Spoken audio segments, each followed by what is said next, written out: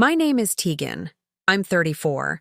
And the week after my grandmother left me $3,500,000, my own parents filed a complaint with the nursing board claiming I was unfit to practice. It started on a Wednesday morning, ordinary in every way until my phone buzzed with an email from an address I didn't recognize.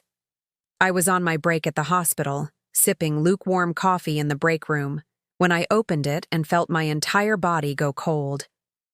The subject line read, "Formal complaint notification, investigation pending." I read the email twice, then a third time, certain I had misunderstood something. It stated that the state nursing board had received a complaint alleging medication diversion, falsified charting, and unsafe patient care practices. My hands started shaking before I even finished the second paragraph.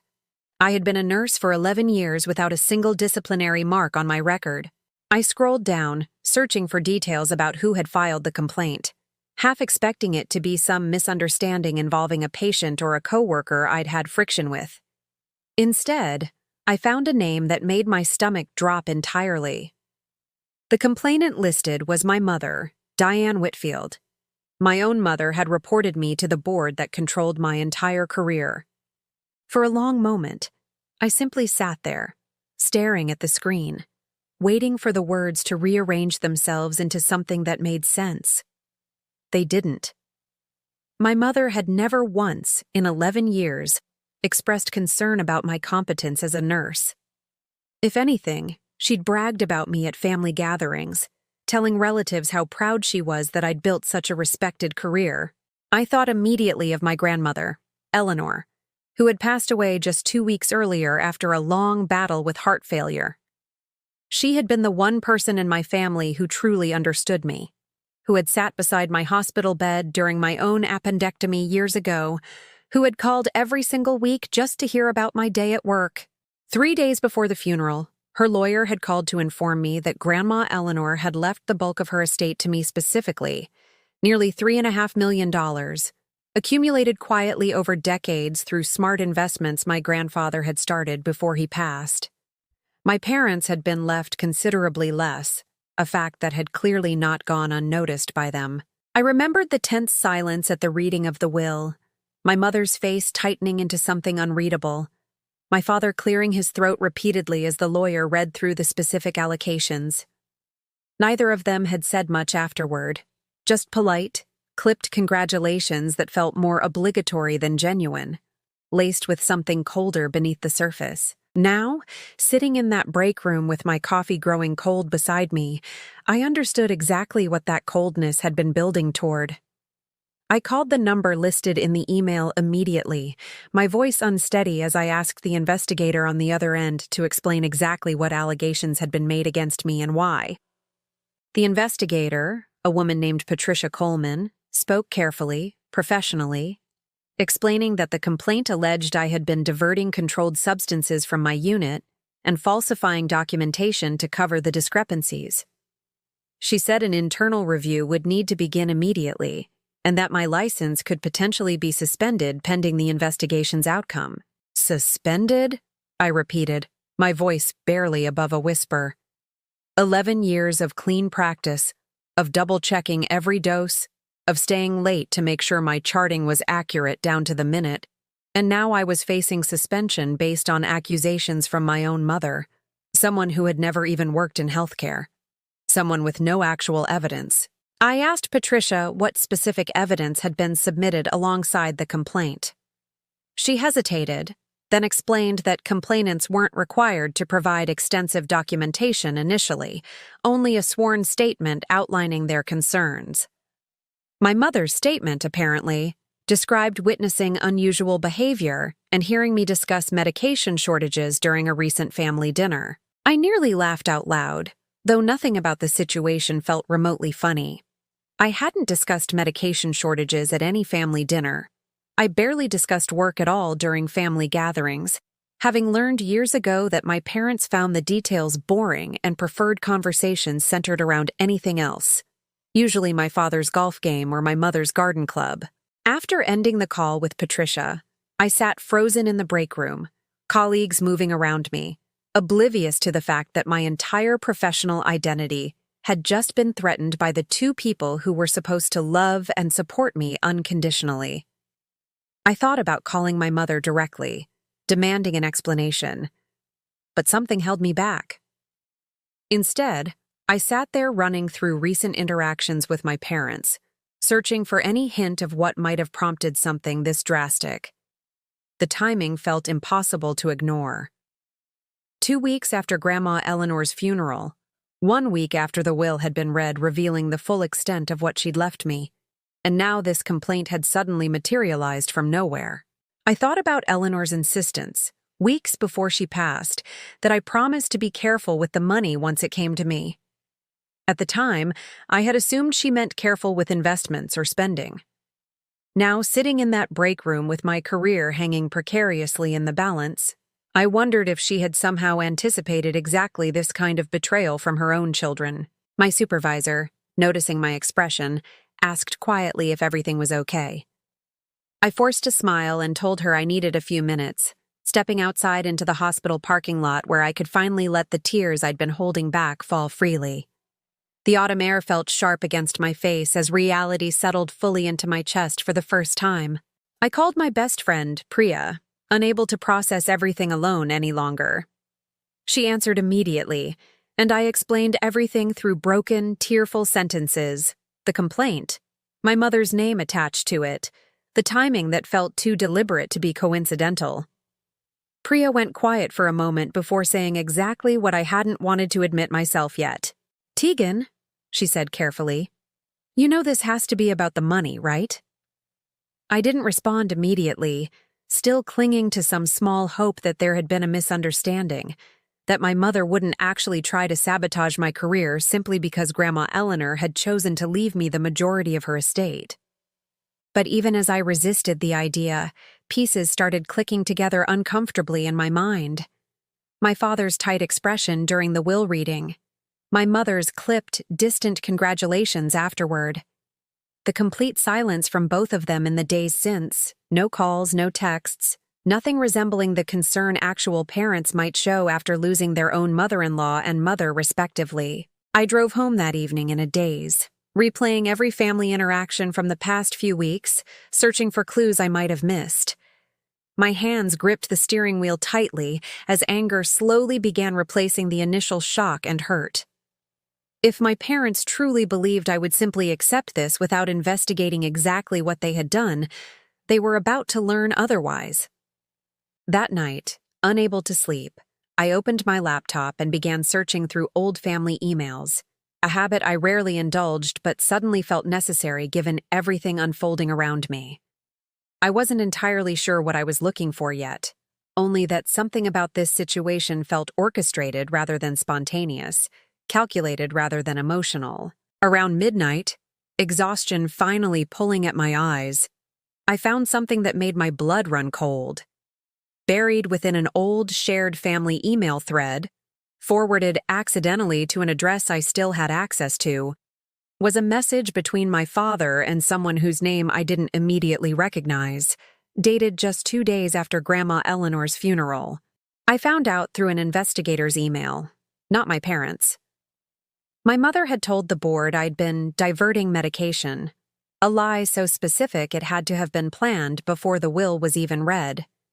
That realization alone kept me awake long after I first opened the message that midnight, staring at my laptop screen in the dark. The forwarded email thread I'd stumbled onto was addressed to my father, Gerald, from someone named Marcus Bell.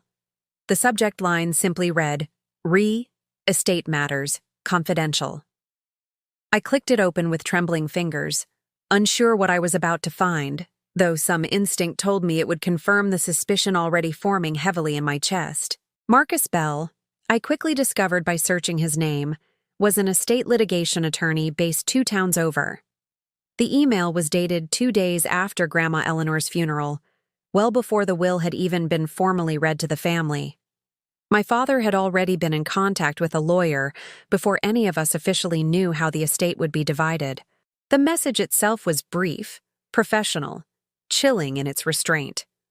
Marcus wrote that he understood the concerns regarding the primary beneficiary's fitness, and that he would look into precedents involving contested inheritance based on beneficiary conduct.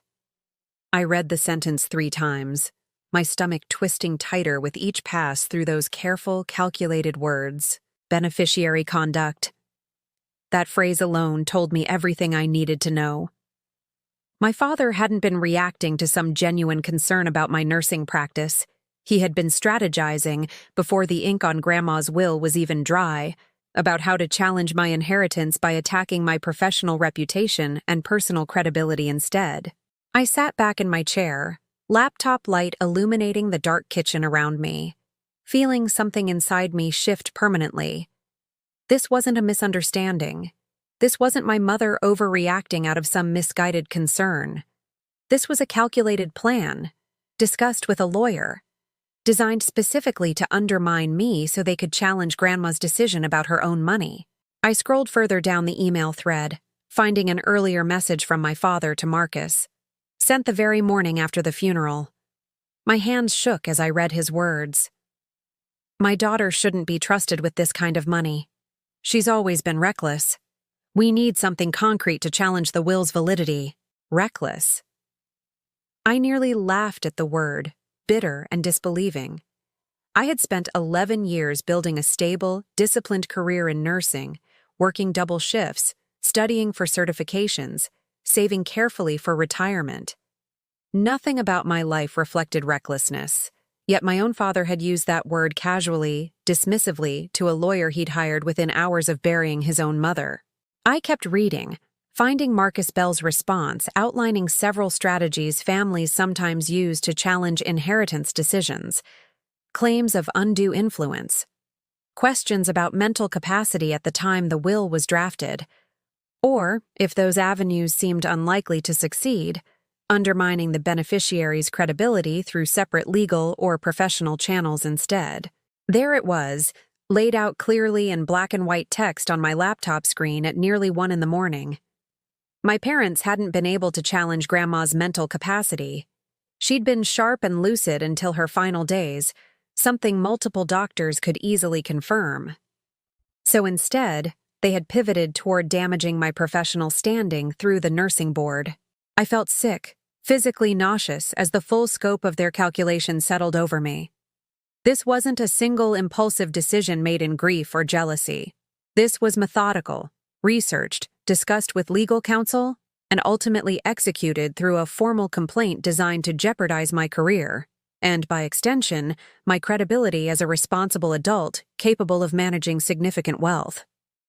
I closed the laptop abruptly, unable to keep reading, my chest tight with a combination of grief and fury I hadn't fully processed until that exact moment.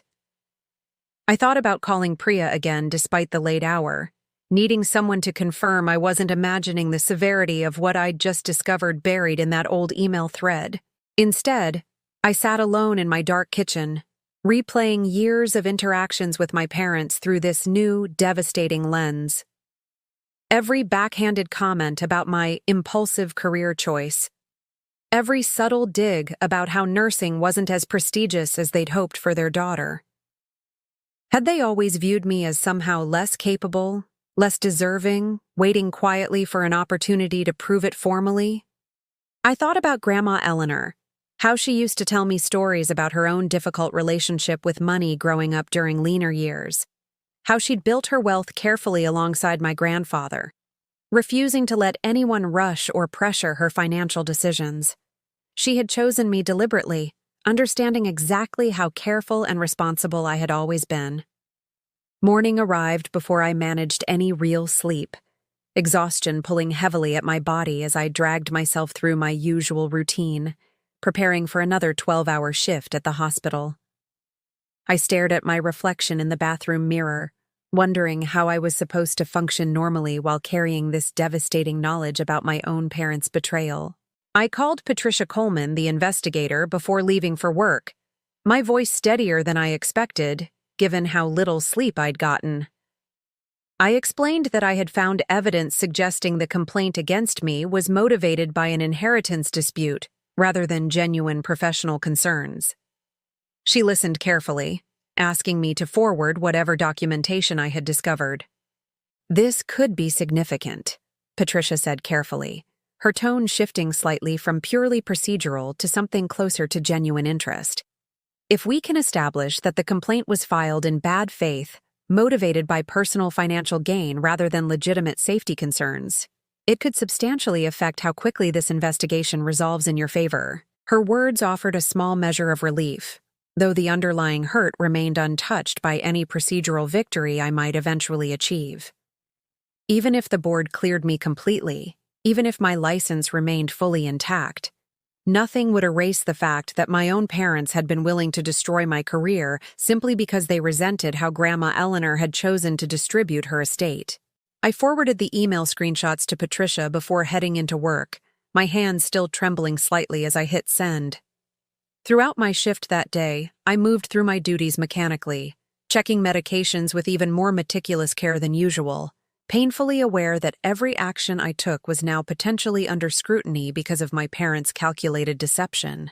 During my lunch break, I finally worked up the courage to call my mother directly, needing to hear her voice, needing to understand if she felt any remorse whatsoever about what she'd done. She answered on the second ring, her voice carrying its usual pleasant, unbothered tone, as though nothing unusual had happened between us at all recently. "Mom, I know about the complaint," I said, skipping any preamble entirely, my voice tighter than I intended. There was a long pause on the other end, long enough that I could practically hear her calculating how to respond.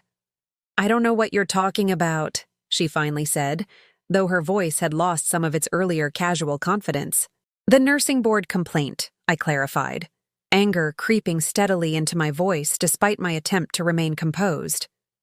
"The one with your name listed as the complainant. I also found Dad's emails with a lawyer, discussing challenging Grandma's will by attacking my credibility." Silence stretched between us, heavy and damning, confirming everything I already suspected. "You don't understand the full situation," my mother finally said, her tone shifting defensively rather than apologetically. "Your grandmother wasn't thinking clearly when she changed that will. We were simply trying to protect the family's interests." Her justification, delivered so calmly, so matter-of-factly, made my chest tighten with disbelief and renewed fury. "Protect the family's interests," I repeated flatly, disbelief coloring every word. "By reporting me to the board that controls my entire livelihood? By falsely claiming I'm diverting medication?" My mother's silence stretched again, longer this time, before she finally spoke, her voice quieter now, carrying the first hint of something resembling hesitation. "We can discuss this properly when you come for dinner Sunday," she said, attempting to redirect the conversation entirely, as though a family dinner might somehow smooth over what they had actually done.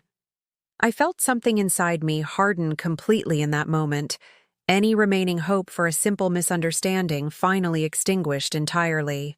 "I'll be there," I said finally, my voice steady despite everything churning beneath the surface. "But we're not going to pretend this didn't happen, Mom. I have the emails. I know exactly what you and Dad have been planning since before Grandma was even buried."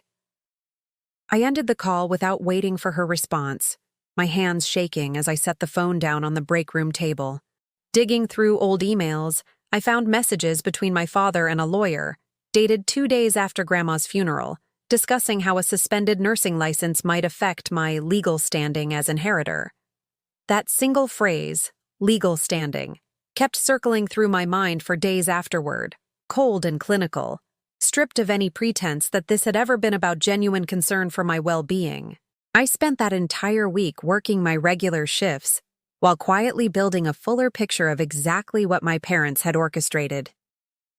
Patricia Coleman called twice more, asking clarifying questions about the timeline, requesting additional documentation I could provide. Each conversation felt like peeling back another layer of a betrayal I was still struggling to fully absorb emotionally. On Thursday evening, unable to focus on anything else, I drove to Priya's apartment, needing someone physically present to help me process everything. She opened the door before I even knocked, having sensed something was wrong from my earlier text messages. "Sit down," she said gently, guiding me toward her couch. tell me everything you found." I laid out the entire timeline for her. The email to Marcus Bell sent the morning after the funeral, the follow-up discussions about challenging the will, and finally the specific mention of my nursing license and how a suspension might strengthen their legal position. Priya listened silently, her expression growing darker with each new detail I shared. "They were building a case against you," she said slowly once I'd finished, "before Grandma Eleanor was even in the ground properly." Hearing someone else articulate it so plainly made the reality land even harder than reading the emails myself had. I nodded, unable to speak for a moment, tears threatening again despite how many times I'd already cried that week. "What are you going to do?" Priya asked carefully, handing me a cup of tea she'd made without my noticing. I stared into the cup, watching steam curl upward, trying to organize the chaotic mixture of anger, grief, and determination swirling inside me. "I'm going Sunday," I said finally, "for dinner. I need to hear them explain it to my face." Priya's eyebrows rose with obvious concern. "Tegan, are you sure that's wise? You could just let the investigation and the lawyer handle everything from a distance." I understood her hesitation, but something in me needed direct confrontation, needed to look my parents in the eyes and force them to acknowledge exactly what they had done to me. "I need answers," I told her honestly. "Not through lawyers, not through the board investigation. I need to understand how my own parents could do this to me." Priya squeezed my hand supportively, though her expression remained worried. "Just be careful," she said softly. "And maybe record it, in case you need it later for the investigation." Her suggestion stuck with me over the following days, practical and clear-headed in a way I appreciated given how emotionally overwhelmed I still felt. I continued working my shifts, each one feeling slightly surreal now, knowing that somewhere, an investigation was actively examining every aspect of my professional conduct because of my parents' calculated scheme. Saturday evening, the night before the planned confrontation, I sat at my kitchen table organizing everything I had discovered into a folder, printed emails, screenshots, timestamps clearly documented. I wanted to be prepared, methodical, unwilling to let my parents deflect or minimize what the evidence clearly showed about their intentions and actions. I also found something else while searching through additional shared family accounts that night. Something that made my hands go cold all over again. A separate email, sent by my mother directly to Marcus Bell, dated just 3 days before the official complaint had been filed with the nursing board against my professional license. The email was brief but devastating in its clarity. My mother had written asking Marcus specifically what kind of allegation would be most difficult to disprove quickly, while still being serious enough to trigger immediate investigation. Marcus had responded suggesting medication diversion claims, noting they typically required extensive review before being dismissed, even without solid evidence. I read that exchange 3 times, disbelief curdling into something colder, harder inside my chest. My mother hadn't simply gone along with my father's scheme reluctantly. She had actively researched the most effective way to damage my career, consulting directly with their lawyer about which lie would cause maximum professional disruption, while remaining difficult to immediately refute or dismiss. This wasn't impulsive anger or misguided protection of family assets, as my mother had tried claiming during our phone call earlier that week. This was calculated cruelty, methodically planned and executed with legal guidance, designed specifically to jeopardize everything I had spent over a decade building through hard work, dedication, and genuine care for my patients. I forwarded this new email immediately to Patricia Coleman, my hands steady now despite the anger still burning beneath the surface. Patricia responded within the hour, her tone carrying clear urgency. "This significantly strengthens our understanding of the complaint's origin," she wrote. "We'll likely be closing this investigation faster than usual, given this evidence." Her message offered some relief, confirmation that the professional threat against my license would likely resolve favorably. But it did nothing to ease the deeper wound, the knowledge that my parents had been willing to sacrifice my career, my reputation, everything I'd worked for, simply because they resented losing out on a portion of Grandma's inheritance. That night, I barely slept again, mind racing through everything I now knew, preparing myself mentally for the confrontation waiting the following evening. I thought about Grandma Eleanor, wondering if she had somehow anticipated this exact scenario, if her insistence that I be careful with the money had been a subtle warning about exactly this kind of family betrayal. I remembered one conversation with her, several months before she passed, when she'd mentioned almost offhandedly that she worried about how my parents might react to her final decisions regarding the estate. At the time, I had assumed she meant simple disappointment or mild jealousy, nothing approaching the calculated scheme I now understood they had actually orchestrated. Sunday morning arrived heavy with anticipation and dread intertwined. I dressed carefully, choosing clothes that made me feel confident and composed, armor against whatever emotional manipulation I anticipated facing that evening. I packed the folder of evidence into my bag, along with my phone, fully charged, ready to record the conversation as Priya had suggested. Throughout the day, I found myself oscillating between calm determination and overwhelming anxiety, unable to settle into any single emotional state for long. I called Priya once more before leaving for my parents' house, needing to hear her steady voice before facing what I knew would likely be one of the most difficult conversations of my entire life. "You've got this," she said firmly. "You have the evidence. You have the truth on your side. Just stay calm, let them talk, and don't back down from what you know actually happened." Her encouragement settled some of the nervous energy building inside me as I finally climbed into my car and began the drive toward my childhood home. The familiar route felt different somehow, each landmark along the way triggering memories I now viewed through an entirely new, painful lens. The elementary school where my mother used to volunteer, appearing supportive and present. The park where my father had taught me to ride a bike, patient and encouraging. How had those same people become capable of this? I pulled into my parents' driveway precisely at 6 o'clock, the time we'd agreed upon during our brief, tense phone call earlier that week.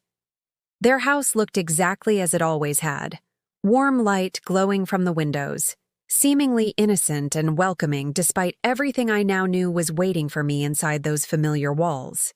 I sat in my car for several minutes, gathering my composure, reviewing everything I planned to say, steadying my breathing before finally stepping out. My phone rested securely in my jacket pocket, recording already activated as Priya had suggested. Whatever happened next, I wanted an accurate record of exactly how my parents would respond to being confronted directly. I confronted them at their kitchen table, recording quietly on my phone. My father finally admitted it. "We just wanted our share. Grandma always favored you." My mother didn't even deny it. That moment, sitting in the kitchen where I'd eaten thousands of childhood dinners, felt like the final collapse of any illusion I'd maintained about my parents.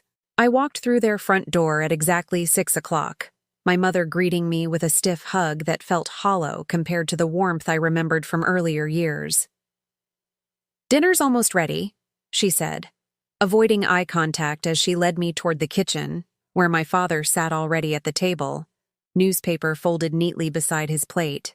"Let's just eat first," my mother suggested, setting a casserole dish down between us, clearly hoping to delay the conversation we both knew was coming. I shook my head firmly, remaining standing rather than taking my usual seat. "No," I said steadily. "We're talking now before anything else happens tonight." My father looked up slowly, setting down his newspaper with deliberate calm that immediately struck me as rehearsed. "Tegan, sit down," he said, his tone carrying the same authoritative edge he'd used throughout my childhood whenever he wanted to control a difficult situation. This time, I didn't comply automatically the way I once might have. "I know about the emails," I said instead, pulling out my phone and setting it on the table between us, recording clearly visible. "Marcus Bell, the complaint, everything." My mother's face paled instantly, though my father's expression remained frustratingly composed, calculating even now, weighing how much to acknowledge versus continue denying. "I don't know what you think you found," my father began carefully, but I cut him off immediately. unwilling to let him control the narrative any longer. Dad, I have the actual emails. Your conversation with Marcus about challenging Grandma's will. The specific mention of my nursing license and legal standing. Don't insult me by pretending otherwise. Silence stretched heavily across the kitchen table, broken only by the quiet hum of the refrigerator behind us. My mother's hands trembled slightly as she gripped her water glass, refusing to meet my eyes. My father, however, seemed to be recalibrating, deciding perhaps that denial was no longer a viable strategy given what I clearly already knew. Fine, he said finally, his voice hardening into something colder, more honest than I'd heard from him in years. We just wanted our fair share, Tegan. Your grandmother always favored you, ever since you were a little girl. It wasn't right that she left almost everything to you while your mother and I got barely anything. I stared at him, disbelief and fury tangling together violently in my chest. So you tried to destroy my career, I said, my voice shaking despite my effort to remain composed. You filed a false complaint, accused me of diverting medication, put my entire professional reputation at risk, all because you resented Grandma's decision. We didn't think it would actually hurt you, my mother interjected suddenly, finally speaking, though her justification sounded weak even as she said it aloud. We just thought if there was an investigation, it might delay the estate distribution long enough for our lawyer to challenge the will's validity properly. Delay the distribution, I repeated flatly, unable to fully comprehend the callousness embedded in her explanation.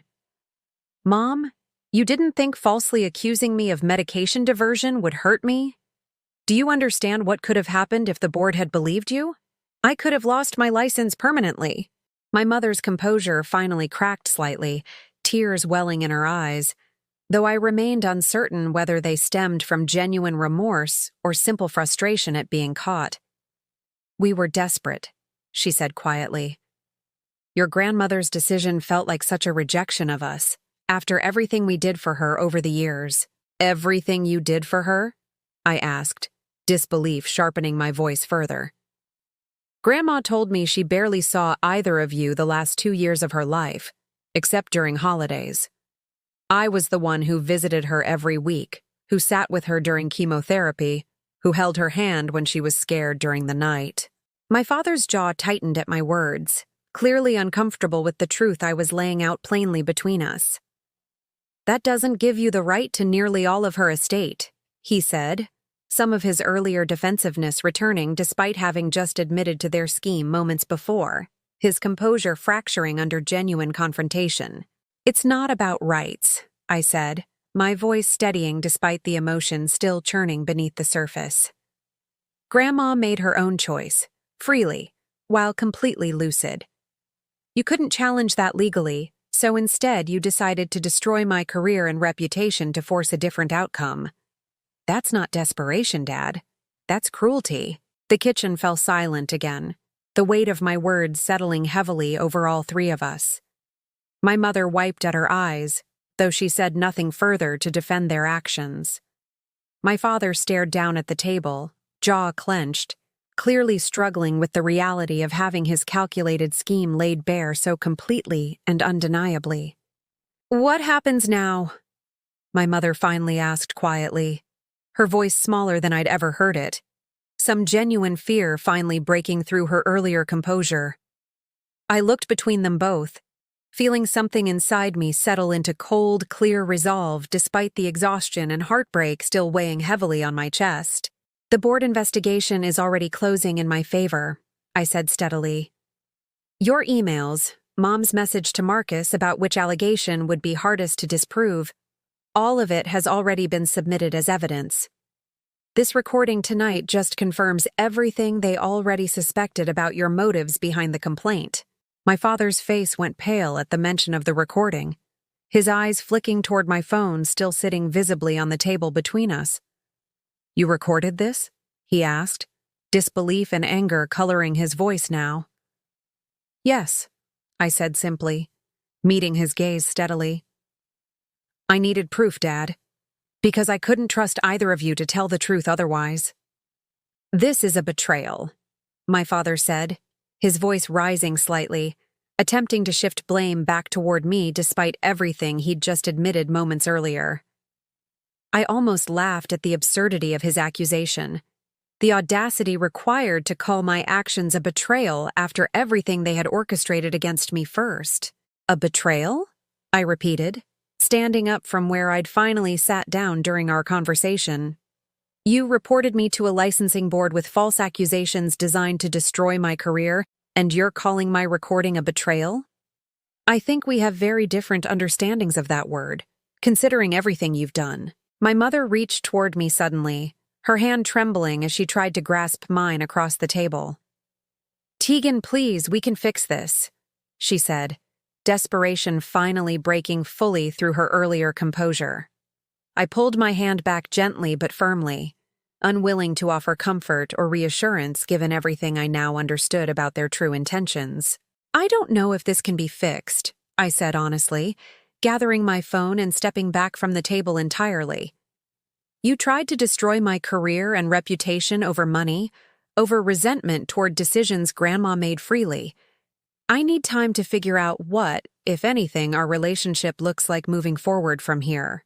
I turned and walked toward the front door, my father calling after me, though I didn't stop or turn back to respond. My mother's quiet crying followed me through the hallway, but I forced myself to keep moving, understanding that staying any longer wouldn't produce genuine accountability. Only further attempts at manipulation and excuse-making. The board cleared me within weeks. The complaint had zero evidence. I used part of the inheritance to move states away, and let my parents' silence since then answer whether they'd ever truly loved me. That silence, stretching now across months, told me more than any conversation ever could have. The formal clearance letter arrived on a Tuesday, 3 weeks after that devastating dinner at my parents' house. Patricia Coleman called first to give me the news personally, her voice warm with something close to satisfaction. The board found the complaint entirely without merit, she said. Given the evidence you provided, they're closing the case completely. No marks on your record whatsoever. I sat down heavily on my kitchen floor after hanging up, relief crashing over me so completely that tears started falling before I could stop them. 11 years of careful, dedicated work, and it had nearly been destroyed by 2 people who were supposed to love me unconditionally. The relief felt tangled with lingering grief I hadn't fully processed yet. I called Priya immediately, needing to share the news with someone who had supported me throughout this entire ordeal. She celebrated loudly through the phone, genuine joy evident in her voice. I'm so proud of you, she said. You handled everything with so much strength, even when it would have been easier to just fall apart completely. Her words meant more than she probably realized, especially given how close I had come to falling apart multiple times throughout the previous month. I thanked her quietly, exhaustion finally catching up with me now that the immediate threat to my career had been fully resolved through official channels rather than continued family conflict. In the weeks following the board's decision, I found myself reflecting seriously on what I wanted my life to look like moving forward, separate entirely from my parents' toxic influence and calculated betrayal. The inheritance, once source of complicated guilt, now felt like genuine opportunity, a gift from Grandma Eleanor to build something entirely my own. I began researching nursing positions in other states, drawn particularly toward a hospital system in Oregon that offered excellent professional development opportunities and a genuinely appealing quality of life. The distance from my parents felt less like running away and more like deliberately choosing space to heal from everything that had happened. I reached out to my parents exactly once more before finalizing my decision, sending a brief, measured email explaining that I needed significant time and space following everything that had occurred. I didn't expect an elaborate response, and I didn't receive one, just a short reply from my mother saying she understood and hoped we could reconnect eventually. That response, so carefully neutral, so devoid of genuine accountability or apology, confirmed everything I already suspected about their capacity for real remorse. There was no acknowledgement of the specific harm they'd caused, no promise to make amends beyond vague hopes for future reconciliation on their own comfortable terms, whenever that might eventually suit them. I spent the following month organizing my move, sorting through years of accumulated belongings, deciding what genuinely mattered enough to bring with me into this next chapter of my life.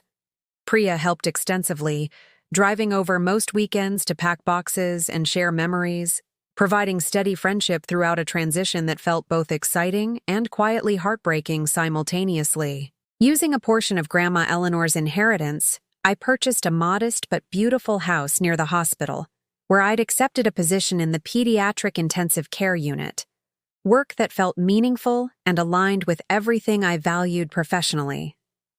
The rest of the money I invested carefully, exactly as Grandma herself would have advised, patient and thoughtful.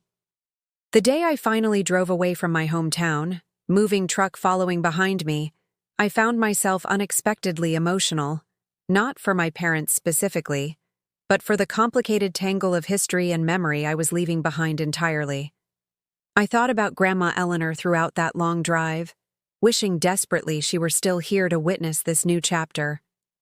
I called her old phone number once during a rest stop, an impulsive, aching gesture towards someone who could no longer answer, though the disconnected tone that greeted me felt strangely appropriate given everything happening around this significant transition in my life. I sat quietly in my car for several minutes afterward, allowing myself to simply grieve. Settling into my new home took several weeks, unpacking boxes gradually while adjusting to my new position at the hospital, building fresh routines separate entirely from the painful patterns that had defined my previous life. My new colleagues were warm, welcoming, entirely unaware of the complicated family drama that had preceded my arrival in their unit. Priya visited twice during those first few months, marveling at how much lighter I seemed, how genuinely happy despite everything I had endured. "You look like yourself again," she said during one visit, sitting together on my new back porch watching the sunset. Her observation struck me as remarkably accurate, something I hadn't fully recognized myself yet.